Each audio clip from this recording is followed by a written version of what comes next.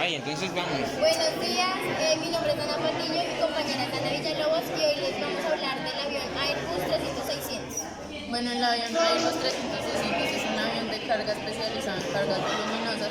Fue diseñado a partir del avión de línea A300-600 con diferentes modificaciones para que este soportara cargas de gran tamaño. Debido a la estructura e historia de Airbus, tiene diferentes centros de producción por toda Europa y cada una se encarga de diseñar las diferentes partes de un avión. Ellos antes realizaban este proceso de transportarlos por tierra o en barco, pero ya debido al incremento de su producción tuvieron que empezar a transportarlo por aire, lo que les dio la idea de crear el Airbus 300-600. Este año empezaron a hacer otro para lanzarlo en el 2025 y es un avión que realmente es muy importante para las industrias ya que puede cargar más de 47.000 kilogramos.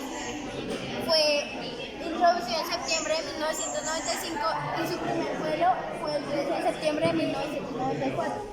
Su tripulación va de 2 pilotos más un jefe de cabina.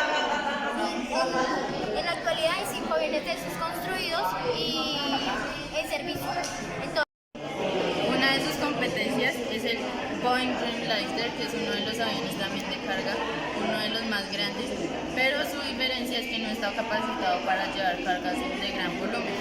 También la diferencia de este avión es que la carga no le entra por la parte de atrás, sino como podemos ver, él cuenta con una cabeza por donde le introducen la carga.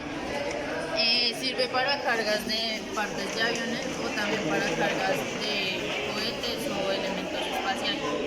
Bueno, tiene esta forma de que fue inspirada en una ballena que se llama beluga y por eso ¿Beluga? tiene la forma de... ¿Cuál?